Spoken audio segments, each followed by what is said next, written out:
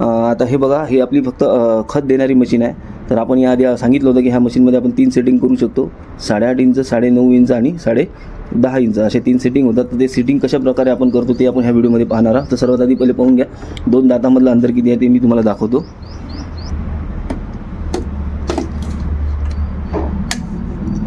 बघून घ्या 2 दातामधलं अंतर बघा, 8.5 इंच 2 दातामधलं अंतर आहे. आता आपण यामध्ये पाहूया की 9.5 आणि 10.5 इंच अंतर कसं होते ते. बघा, सर्वात आधी आपल्याला काय करायचं आहे की हा पार्ट काढून घ्यायचा आहे. हा पार्ट कसा काढायचा ते पहा. याला फक्त तुम्हाला गोल गोल फिरवायचा आहे. बघा, हा पार्ट निघून जाते, आता रॉड निघून जातो. त्यानंतर इकडे जो राहतो सीडवाला पार्ट हा पण निघून जातो अशा प्रकारे. ठीक आहे.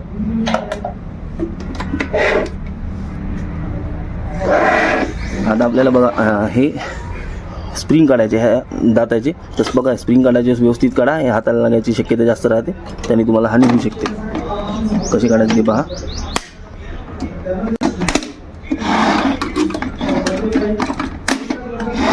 बघा, अशा प्रकारे याची स्प्रिंग काढावं लागते. बघा, आपण आता हे स्प्रिंग काढलेले आहे दाताचे. ठीक आहे. तर ह्या दाताला बाजूला सरकून घ्यायचं आहे. आता हे जे तुम्हाला स्क्रू दिसत आहे, हे 1 2 3 हे स्क्रू आता आपल्याला सर्वात आधी काढायचे आहे.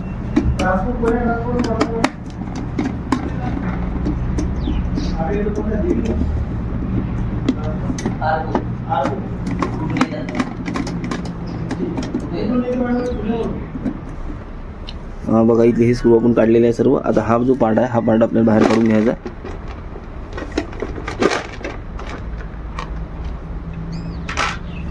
आता मशीनला पलटून घ्यायचं आहे. आता इथे जे स्क्रू दिसतात हे स्क्रू आपल्याला काढून घ्यायचे आधी.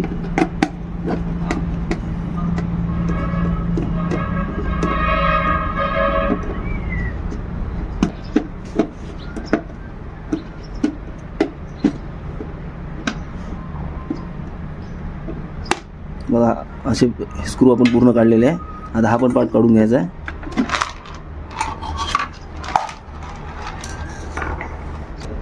बघा, इथला आपण हा पार्ट काढलेला आहे. ठीक आहे. यानंतर आता आपण बघूया का मशीनचं अंतर कसं कमी जास्त करत असते, मशीनला डिसअसेंबल कसं करायचं. ठीक आहे. खोलायचं कसं हे पाहून घ्या.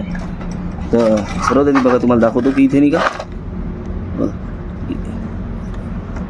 इथं बघा अशी गाली दिलेली आहे. ठीक आहे. याच्यातून सर्वात आधी हे काढायचं आहे. इकडनं पण तसं आहे आणि इकडनं पण तसं आहे. ठीक आहे. तर यामधून हे काढायचं आहे. हे काढायचं कसं बघा.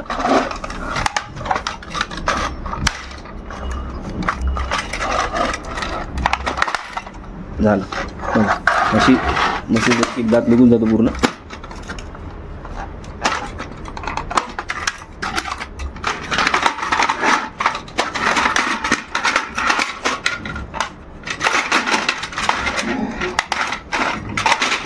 अशा 8ही दात बघा आपण आता पूर्ण काढलेले आहे. ठीक आहे. आता मशीनचं आपण 9.5 इंच अंतर बनवू. आधी कसं होतं की मशीनला 8.5 इंच होतं, आता 9.5 इंच आपण अंतर बनवणार आहोत. तर ते कसं बनवायचं ते पाहून घ्या. बघा, ह्या गाल्यामध्ये मशीन बरोबर फसली पाहिजे. ठीक आहे.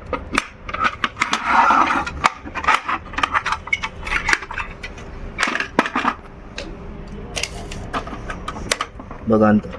ठीक आहे. पाहून घ्या 9.5 इंच अंतर झालेलं आहे. आता जेव्हा मशीनला याच्या आधी 8.5 होता, आता 9.5 झालेला आहे. 9.5 कसं झालं ते दाखवतो मी तुम्हाला. बघून घ्या. आधी हा जो भाग होता हा आधी इथे लावून होता. ठीक आहे. त्याच्यामुळे काय होतं 8.5 इंच अंतर होतं. आता आपण काय केलेलं आहे की हे इथं फसवलेलं आहे. आधी इथं फसून होतं, आता आपण इथं फसवलेलं आहे. इथं फसवलेलं त्याच्यामुळे काय झालेलं आहे की 1 इंच अंतर याचं वाढलेलं आहे.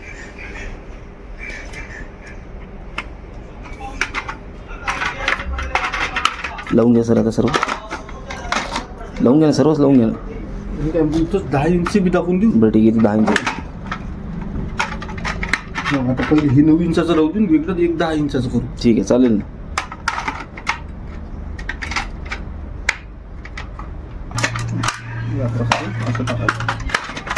ह्या प्रकारे लावायचं आहे.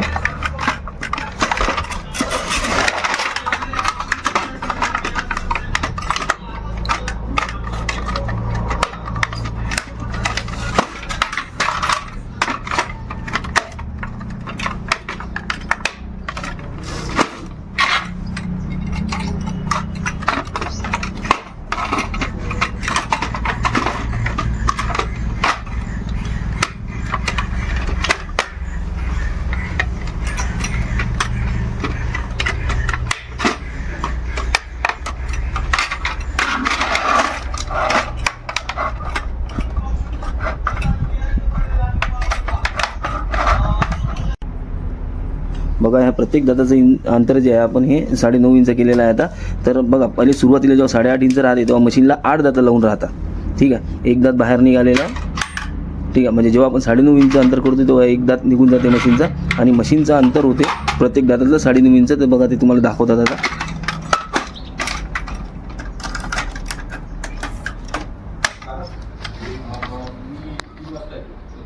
बघा होऊन घ्या. दाताचं अंतर आता किती आहे? 9.5 इंच आहे. आता हे झालं 9.5 इंच अंतर. ठीक आहे, आता आपण यानंतर 10.5 इंच अंतर कसं होते ते बघूया. बस सेम प्रोसिजर आहे, तसंच तुम्हाला काढायचं आहे. आता अंतर बघून घ्या. 10.5 इंच अंतर झालेलं आहे. हे बघा ठीक आहे, हे 10.5 इंच अंतर आहे. तर बघा हा जो हे जे छिद्र दिलेलं आहे, हा जो गाला दिलेला आहे. ठीक आहे, आता आपण हे पहिल्या याच्यावर लावलेलं आहे. ठीक आहे, इकडनं पण आणि ह्या साईडनं पण. तर आता अंतर झालेलं आहे 10.5 इंच. हे जर इथं असलं तर 9.5 इंच राहते आणि हे जर इथे असलं तर हे 8.5 इंच राहते. ठीक आहे,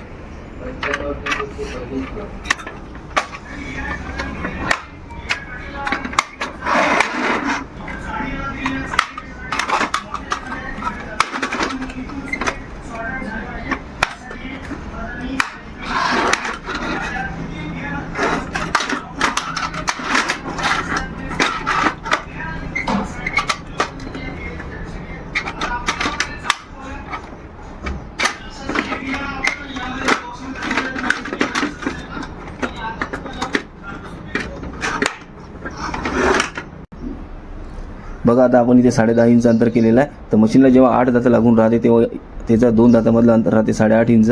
जेव्हा मशीनला 7 दातं लावून राहते तेव्हा त्याचं अंतर राहते 9.5 इंच. आणि जेव्हा मशीनला 6 दातं लावून राहते तेव्हा त्याचं अंतर राहते 2 दातांमधलं 10.5 इंच. तर बघा आता 6 दातं मशीनला लागलेले आहे आणि हे 2 दातं बघा इथे निघालेले आहे, कारण की आपण आता 10.5 इंच अंतर केलेलं आहे. बघा 2 दातामधलं अंतर बघा तुम्ही पाहू शकता. ठीक आहे, आता मशीन असेंबल परत कशी करायची, ठीक आहे, आपण ते बघूया. बघा अशा प्रकारे मशीन आपण परत त्याला पूर्ण दाता लावलेलं आहे. आता हे जो आपण आता पार्ट काढला होता तो पार्ट परत लावूया. बघा हा पार्ट आपण काढला होता. ठीक आहे, हा पार्ट कसा लावायचा ते पाहून घ्या.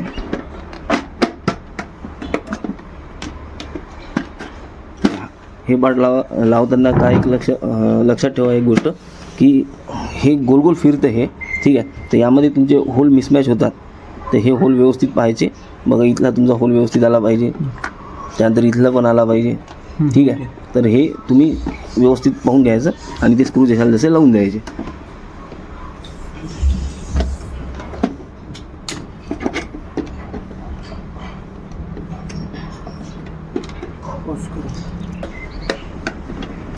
परत ते स्क्रू असे टाईट करून घ्यायचे आहे लावून.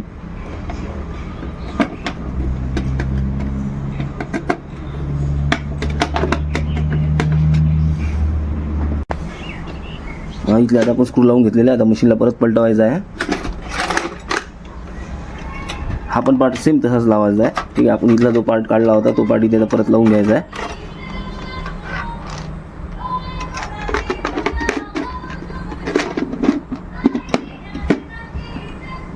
आणि इथे पण जे होल आहे ते होल तुम्ही मॅच करून घ्यायचं याला फिरून.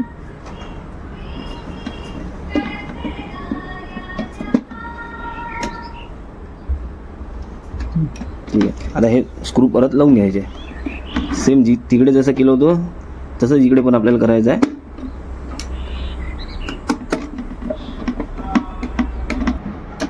बघा हा पार्ट आता हा पण पार्ट आपण लावलेला आहे. ठीक आहे, त्यानंतर स्प्रिंग आपल्याला लावायचे आहे. जसे आपण स्प्रिंग काढले होते तसे स्प्रिंग कशी लावायची ते पाहून घ्या. स्प्रिंग लावताना थोडं काळजीपूर्वक काम करायचं आहे. स्प्रिंग लावू शकता हाताला.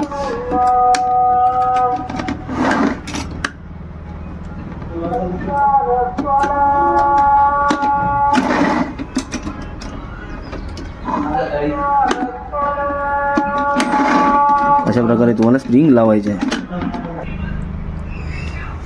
अशा प्रकारे आपण स्प्रिंग लावून घेतलेलं आहे. ठीक आहे, आता मशीनचा जसा पार्ट काढला होता तो पार्ट परत लावायचा आहे. ठीक आहे, आपण हे सर्व केले. आता तो पार्ट आपल्याला लावायचा आहे.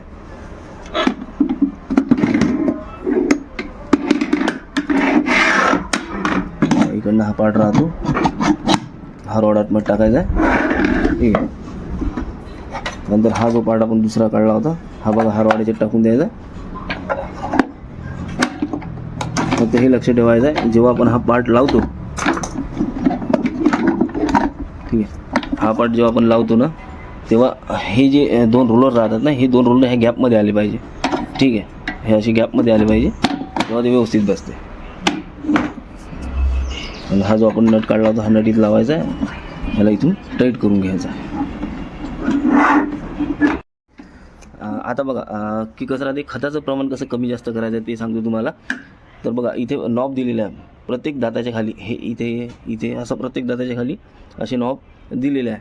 ठीक आहे. तर इथे नंबर दिलेला आहे 1 2 3 4 5 6 असे 7पर्यंत नंबर दिलेले आहे. तर जेव्हा तुम्ही 1वर राहते तेव्हा कमी खत पडते, आणि जेव्हा तुम्हाला जास्त खत पाडायचं असेल तर ते कसं करायचं ते पहा. हे बघा, असं फिरते ते.